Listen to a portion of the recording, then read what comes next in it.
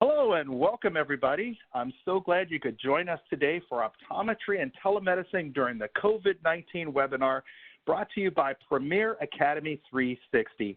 I'm your host and speaker, Phernell Walker. Many of you may know me as the Director of Optometric Relations for VSP Ventures, or maybe you've been in one of my courses as an educator and speaker for the National Optics and Speaking Circuit around the country. So I'm so glad that you could join me today. Before I get started, I really want to introduce a very special guest that I have with me today, Dr. Mary Ann Murphy, who's our very own VSP Global Board Vice Chair, who will explain how to implement these learnings in your practice today. Welcome, Dr. Mary Ann Murphy. Hi, Phernell, and hi, everyone out there. Just a quick note to say excited to be here. Well, not excited to be here, but excited that we're presenting this to give you some tools and resources that will be applicable to your practices right now. And hopefully here to just be of help and support to Phernell. He's got this information down pat, but just want to give you advice where I can on how it's practical in practice. Thank you so much, Dr. Murphy.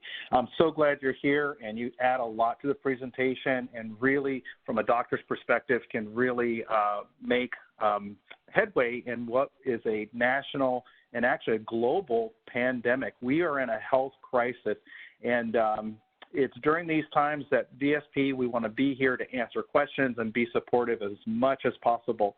With that, I'm pleased to say a recording and PDF of the presentation will be emailed out to all registered guests after the call and webinar today. All of this will also be made available on the VSP Premier Program Provider Hub on our COVID-19 response page. Many of you, if you're not aware, that we have that right on the VSP website on the Premier Academy 360 portal. So let's go ahead and get after it.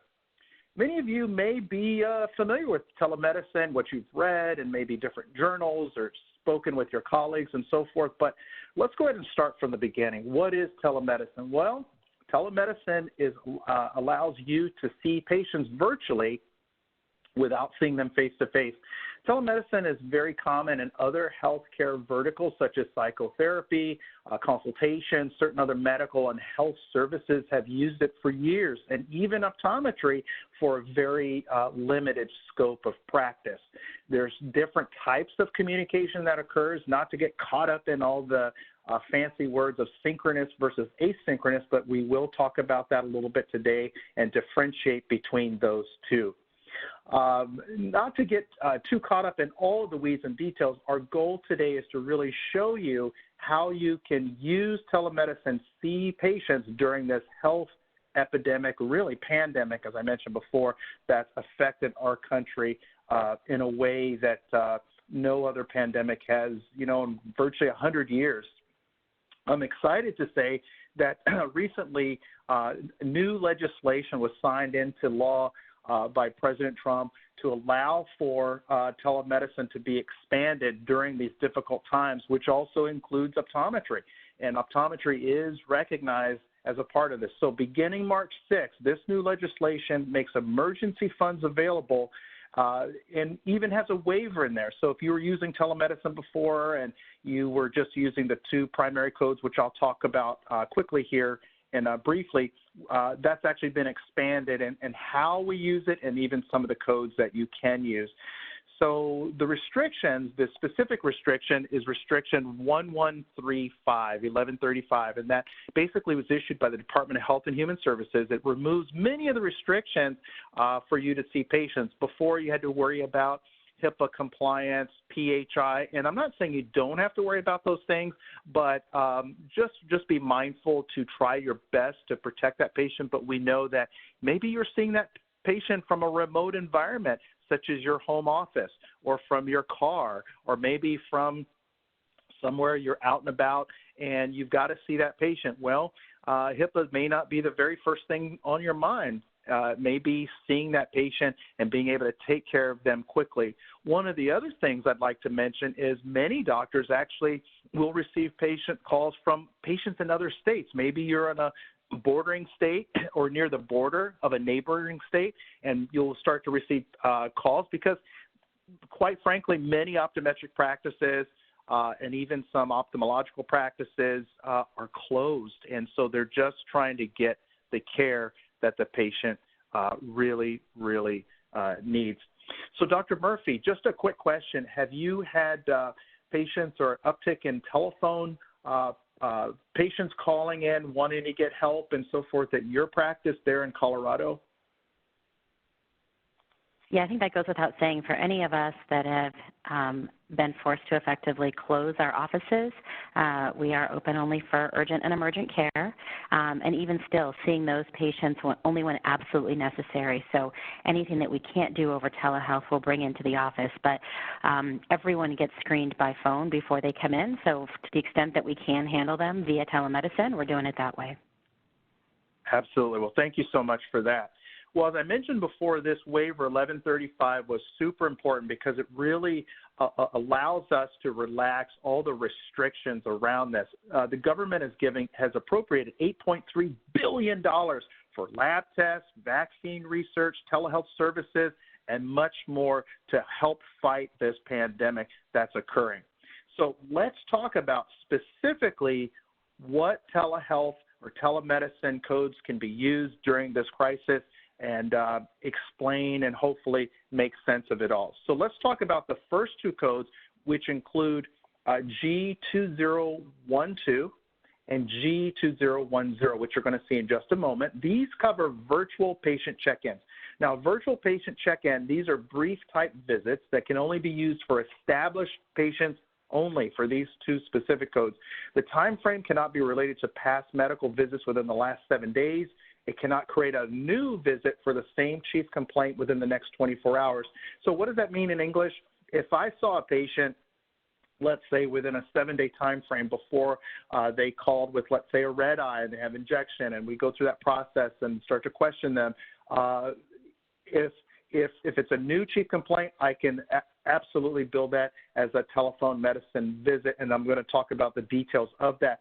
If that patient calls me back the next day, or if I even call the patient back the next day, I can't create that as a new complaint if it's the same eye, same chief complaint, and so forth, again, because that's considered like a follow-up to that patient-initiated visit.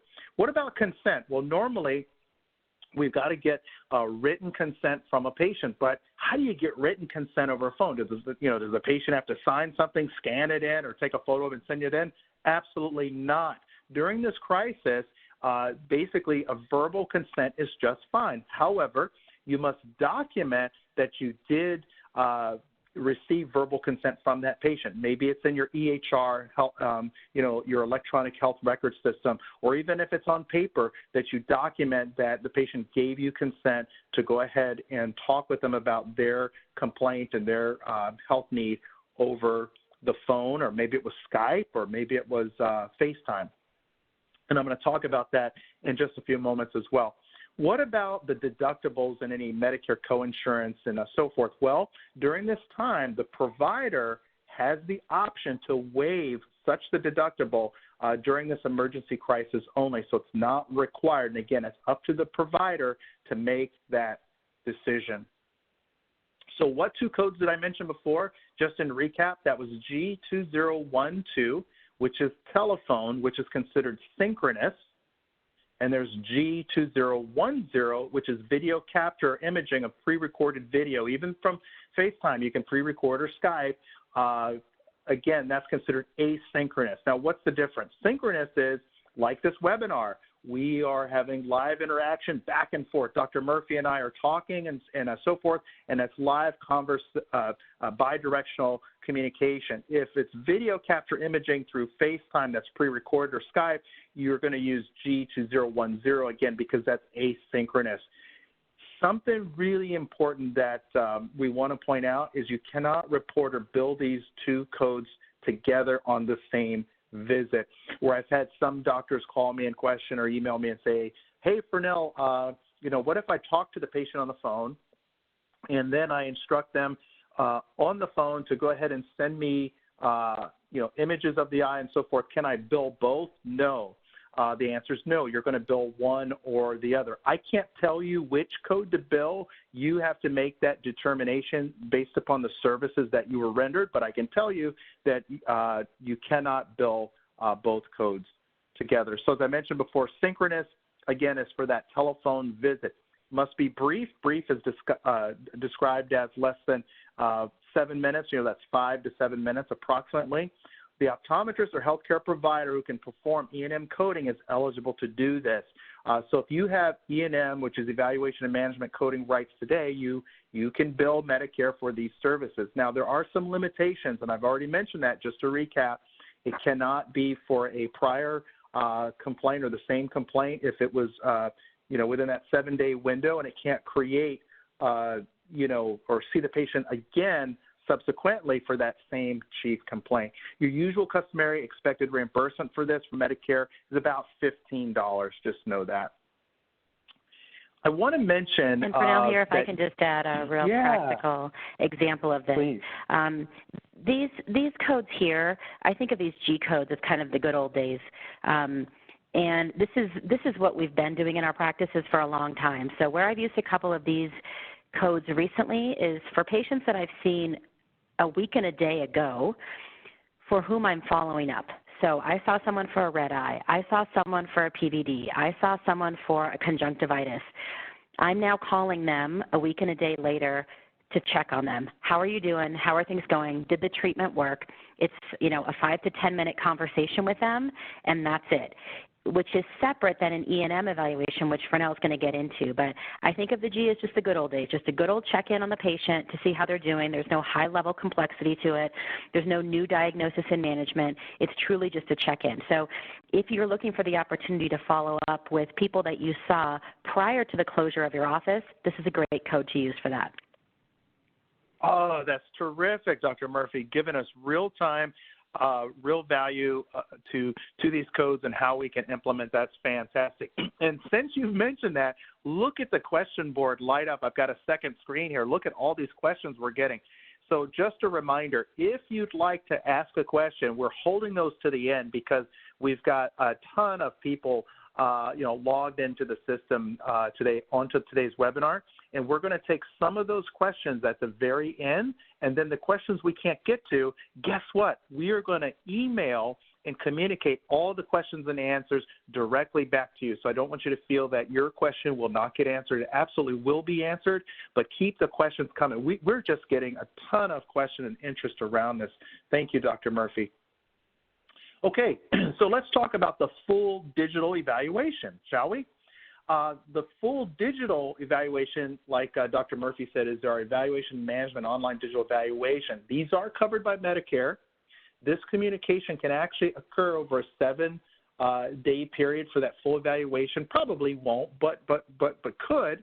And then some codes I'm going to try to not tell you to use or to code, but I'll tell you which ones are going to be covered. So just kind of point you in the right direction. So requirements: the patient must initiate the communication, must be established patients only. HIPAA rules are relaxed during this period over there. So let's go ahead and talk about these specific codes over here. So if we look at 99421 through 99423, let's start with 99421. That is 5 to 10 minutes. So as I said before, brief is around the 5 to maximum 7 minutes in there, but you're going to have to use your judgment as a doctor. 5 to 10 minutes is considered the national usage for a 99421. The national average reimbursement for that is about $15.52.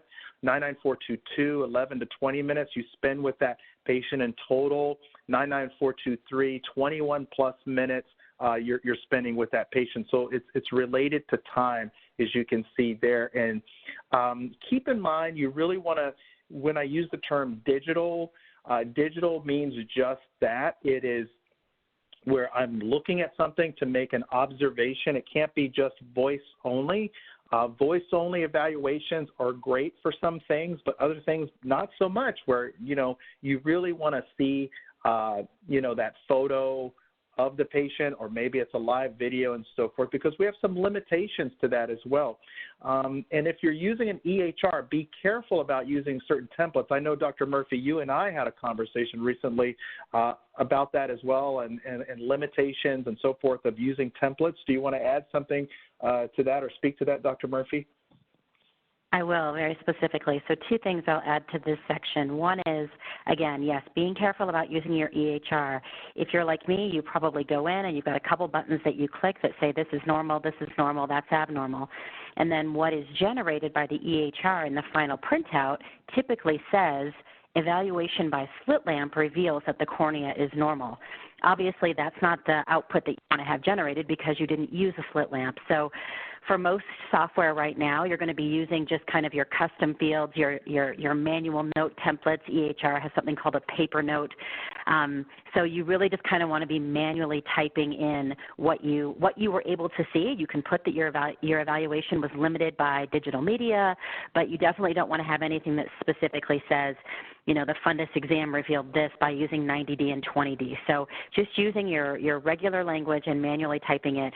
Most providers that are doing these services are essentially having the evaluation, the conversation with the patient, making quick notes on a piece of paper and then transferring them into the EHR by manual note. So be mindful of that. And then the second thing would be, Phernell, kind of to your point, really around these codes that we're talking about now. We're talking about now about the 9942 codes and the 9944 codes. And the way that I remember the difference between those two is the 9944 codes, 4 to me is phone, right? Those are true telephonic, I'm taking a patient on call at night.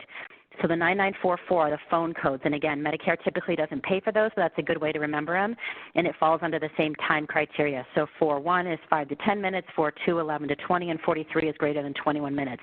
I think very few of us are going to have, you know, phone calls that go over 20 minutes, but there are some private carriers that pay those, but typically Medicare doesn't. More specifically, some of the ones that Phernell is talking about here are the 9942 codes. And the 9942 codes, the way I remember that is that it involves technology. So the technology here, these are typically done via the patient's portal. So one way that I've used these in my practice is when we send out a blast email to patients, we have been sending out emails saying, if you need evaluation by a doctor, one way to initiate access with us is through the patient portal, and we send them the link to the patient portal. And that way, when they click on that link, get to their patient portal, they can contact the doctor, and that demonstrates A, an established patient, and then B, it being initiated by the patient. So that's one way to kind of differentiate these codes, and like Phernell said, these 9942 codes are paid by Medicare, Medicaid, and hopefully some of the commercial payers will find out as we move forward. Absolutely. Wow, wealth of knowledge there. Thank you so much, Dr. Murphy. That's great insight and great ways to put all this into practice.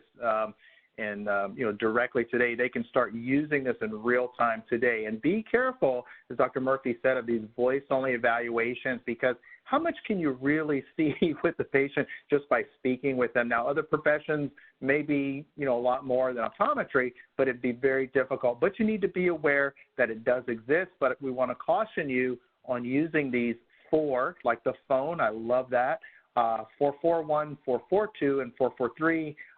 Again, because, how much can you really do for just voice only, up to 20, 30 minutes. Speaking of codes and so forth, I know there's not only the doctors on the phone, but also those billers out there, and the doctors need to know this as well. But what about modifiers? Many of us are familiar with location modifiers such as RT, LT, E1, E2, E3, and E4, and so forth, right? But what about the modifiers that are specific to telemedicine? Well, there's the 95 modifier that you can use for signify or to show synchronous telemedicine communication. There's GT for synchronous telemedicine communication.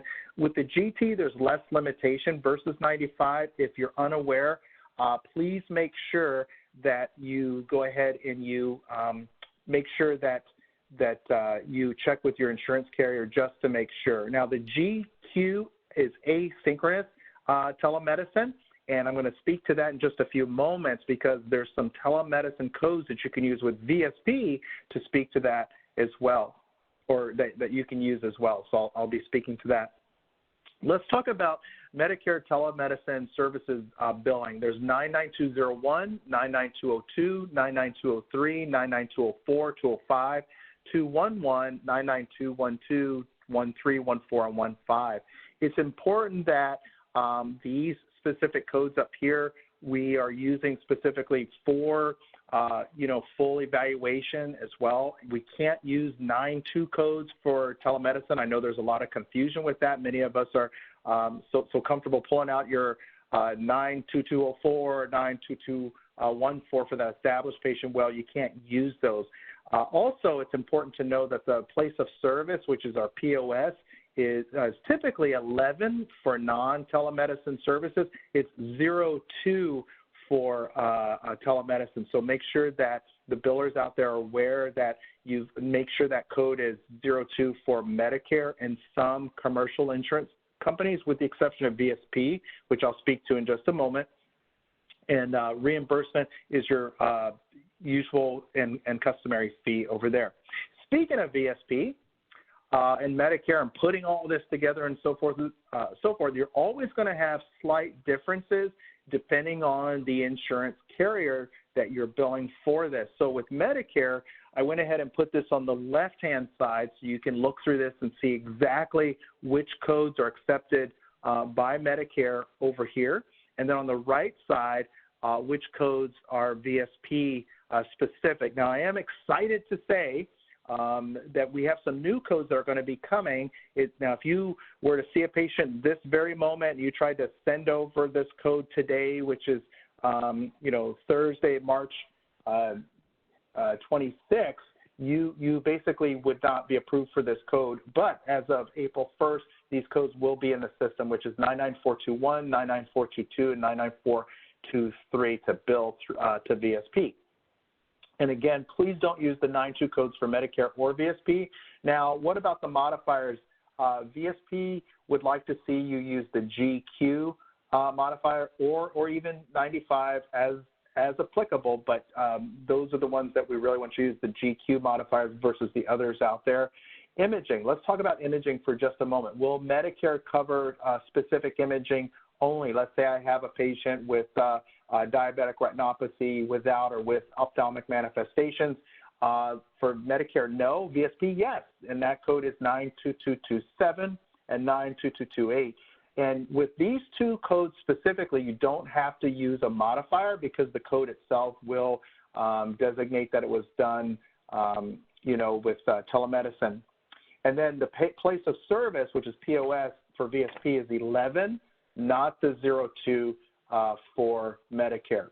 One thing I want to bring to a lot of folks' attention, one of the things that you and I were talking about, Dr. Murphy, just a couple of days ago, was that a lot of people aren't aware that still bill medical insurance first so you can maximize that patient's benefit and then bill any coordination of care and so forth beyond that. But one thing a lot of folks aren't aware of, would you believe that VSP insures close to 100 million patients out there, members out there, your patients, our members out there, and approximately 60% of those have like a medical rider like Primary Eye Care Plus, a Diabetic Eye Care Plus plan, or one of our medical plans, which is fantastic, which gives them the opportunity to be seen. And that's super helpful if the patient doesn't have medical insurance. Now, if they do have medical insurance, I still want to stress you want to bill that first.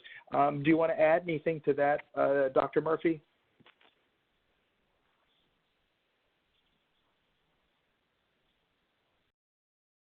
All right.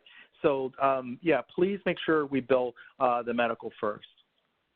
Sorry about that, Phernell. I was on mute. But oh, there we go. Yes. I love talking to myself on mute. I'm good at that. Okay. I just wanted to say again, for those of us that are on the front lines, to put it plain and simple right now, we need to maximize reimbursement for every patient encounter that we have.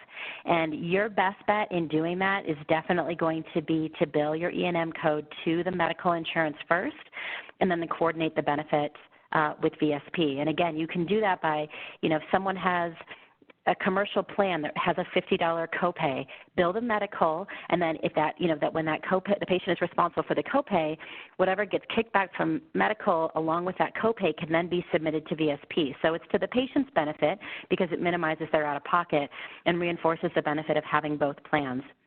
And the second thing I'll add to that, though, is all these codes you see listed here, because they are applicable for E&M billing, but they're not all specific to our industry, right? So you might have someone who performs mental health who can generate a 99215 by doing a FaceTime evaluation or a DoxyMe evaluation, a synchronous audio-visual.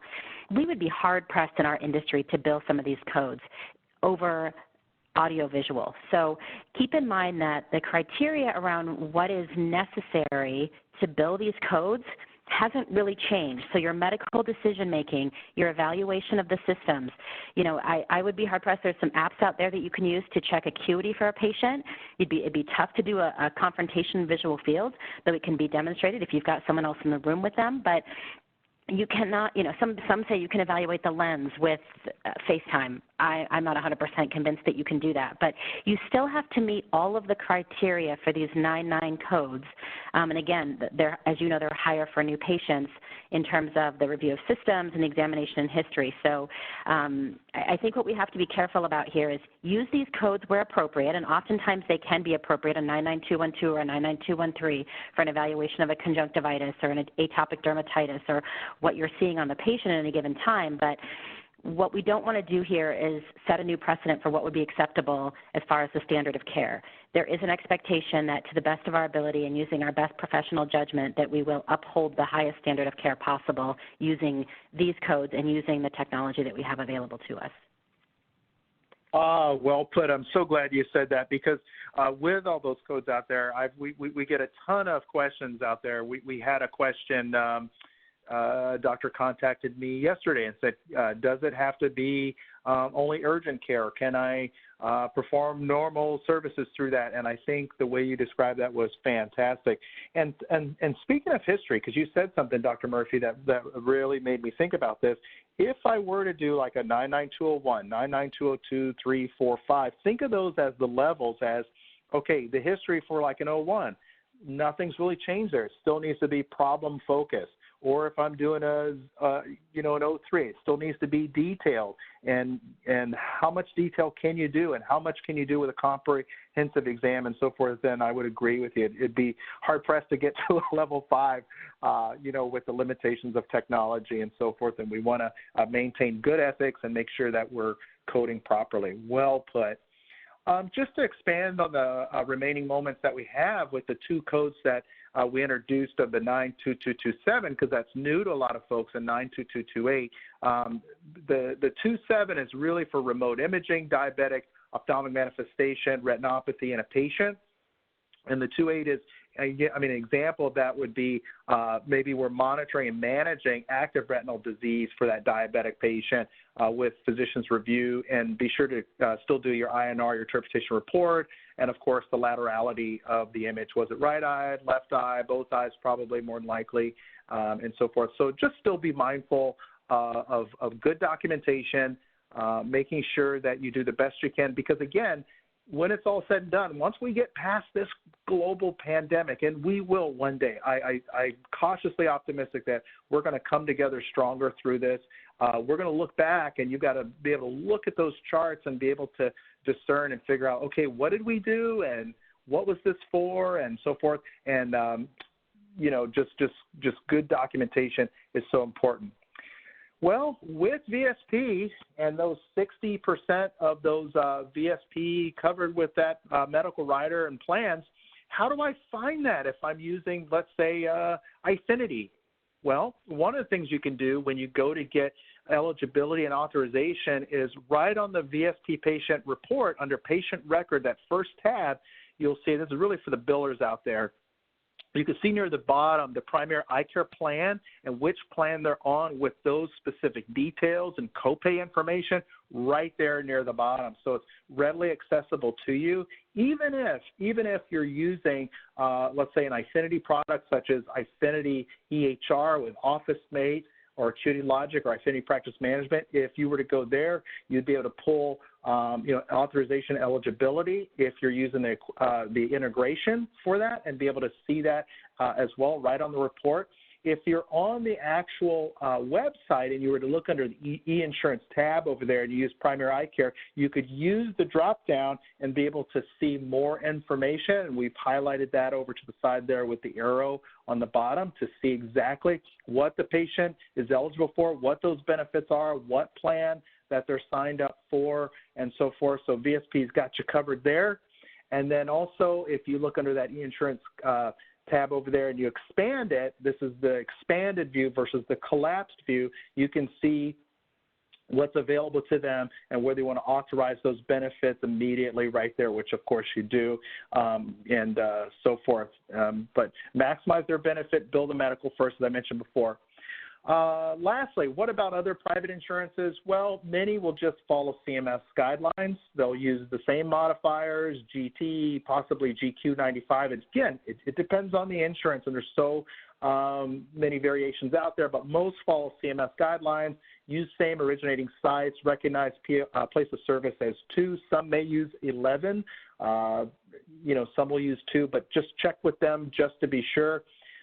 Most don't allow the, as Dr. Murphy said before, the 441, 442, and 443, again, because that's voice only, phone, for phone, love that. May allow for digital evaluation management. Again, depends on other insurance carriers and so forth. We can only speak to Medicare and VSP, of course, because that's what we're most familiar with, and may allow for the G2010 and G2012, which are just those brief visits, as Dr. Murphy and I spoke about before. Okay, before we open it up for questions, Dr. Murphy, anything else to add before we have our Kristen Leslie read the questions for us? The only other thing I would add would be, again, around the coding with the E&M codes that we have.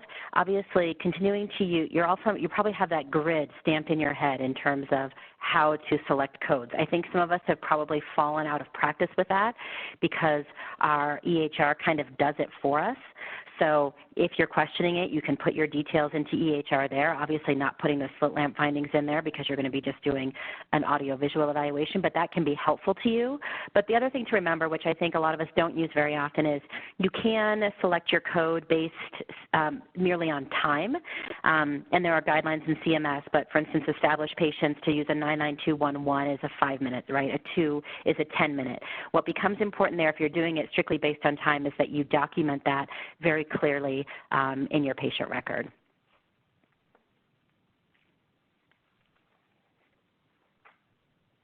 Awesome. Other than that, nothing else to add. Yep, I think we're good. Well, ready for questions. All right. Thank you so much, Dr. Murphy. Okay, Kristen, do you have some questions for us? Hi, Phernell and Dr. Murphy. This is Kristen. Phernell, this first question is for you. Are these codes covered with VSP primary eye care? That's a great question. The best thing to do is to take a look and always check with VSP for the specific questions for that. Always check the eligibility because, again, it's going to depend on the patient specifics for what's covered and what's not covered there. So I would definitely, check with that. Patient by patient. Great, awesome. Thanks so much. Hi, Dr. Murphy. I have a question for you.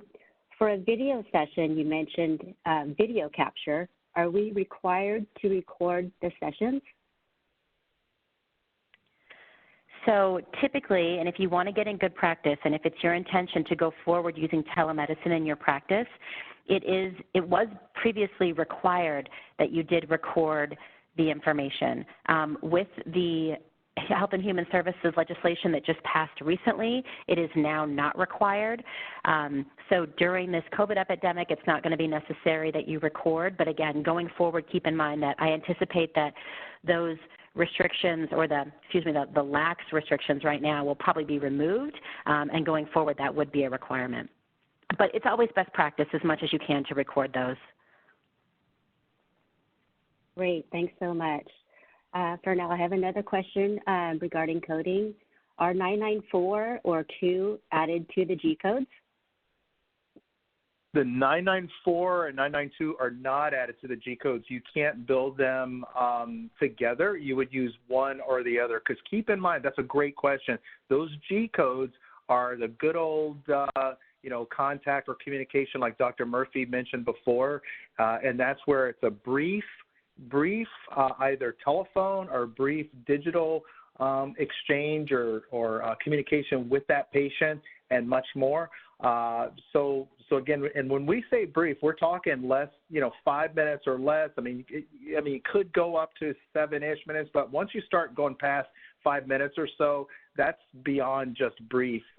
So you may want to say, okay, am I doing a more detailed evaluation here versus just a focused visit, right? So that's how I would approach it, more from the time standpoint. And how much detail did I go into? Did I do a chief complaint? Did I do 1 or 2 HPIs, or did I do 4 more HPIs, and so forth? So you're going to have to make that decision as a doctor, but you cannot build both simultaneously, no. Great, thank you so much. Dr. Murphy or Phernell, here's a question. A previous slide had said that Medicare modifier is GT. This slide, probably the subsequent one, says Medicare modifier is GQ. Please clarify. DEP will still only be limited to diabetes, macular degeneration, and glaucoma for telemedicine, right? Great question. Yes, the GQ is specific for VSP. Hopefully there was no confusion with that, but VSP wants you to use the GQ slides over there. As for the for our Medicare, they will accept more than just one modifier. They will accept even the 95 modifier as well. Dr. Murphy, do you want to add anything to that? Yeah, I would say, again, those are specific. GQ is the oldest modifier that's been out there. That used to be the only modifier for telehealth. So VSP has kept with that system and kept it as GQ. And about 3 years ago, Medicare updated theirs, and they came out with GT. So the preference would be with Medicare to use the GT modifier, and most of the commercial insurances are 95. So, it's a pain in the butt. There's a lot of nuances to it, but your biller can look it up with each individual payer to see which is their preferred modifier. But that also, to your point earlier, most of these codes are mutually exclusive. So when you bill an E&M code like a 99213 with a 95 modifier, that's the indication that it was done by telehealth. So you don't really need one of these other telehealth codes in addition to your E&M because you've got the 95 modifier on there. Correct. Great. I just have another quick one, Dr. Murphy or Phernell. Do you bill GQ010 and 99422 together? Say that again. I think we just answered that, yeah, because you're not going to be billing. You're not going to be billing most of these codes. Great. Okay. Yeah. Here's another one that's just coming in. Would you be able to give distinguishing elements or examples of an e-visit versus a telemedicine visit?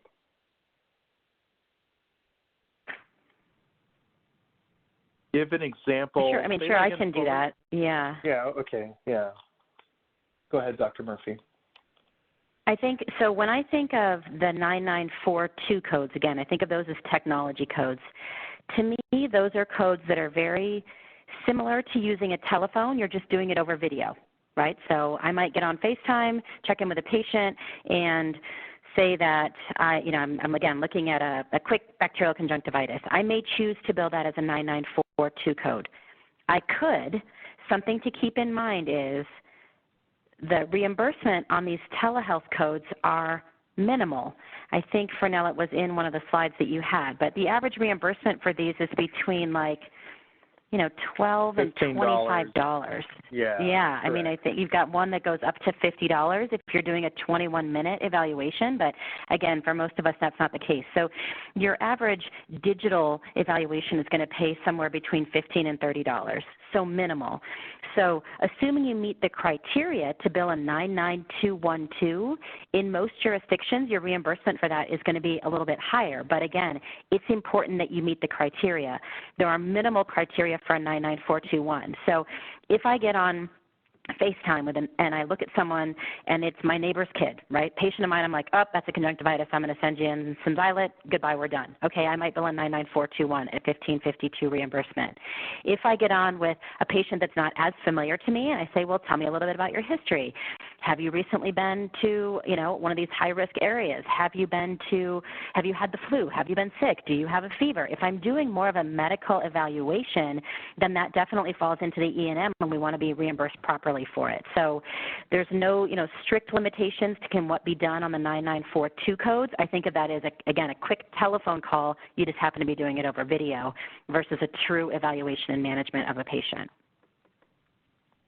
Yeah, and that's so important, Dr. Murphy. I'm really glad you said that because we have to be careful not to make this the standard or seem like, oh, we can do all of these things remotely, because some things we can't do remotely because of technology and so forth. But we have to educate everyone to let them know that these codes do exist and try to point you in the right direction of when you can and when you can't use the code. But you, the doctor, have to make that best judgment and best decision, just like you would do if the patient was sitting in your office. That's a great point. Thank you so much. There's so many great questions coming in. Let me read another one to you, both Dr. Murphy and Phernell. This one's asking or stating first, the commercial medical carriers have waived cost sharing for all telehealth services. Will VSP follow their lead and waive a primary eye care copay? I'm not aware of that, and so it'd be inappropriate for me to speak to that. I don't work, in that area, but that's a great question that we will take to, back to the appropriate folks. Great. And then the second part of that question is, how do you bill telemedicine evaluations for a new patient? A lot of these codes are for... So I'll answer that one because I think... Yeah, right. Some of these do have requirements for established. Right. Right.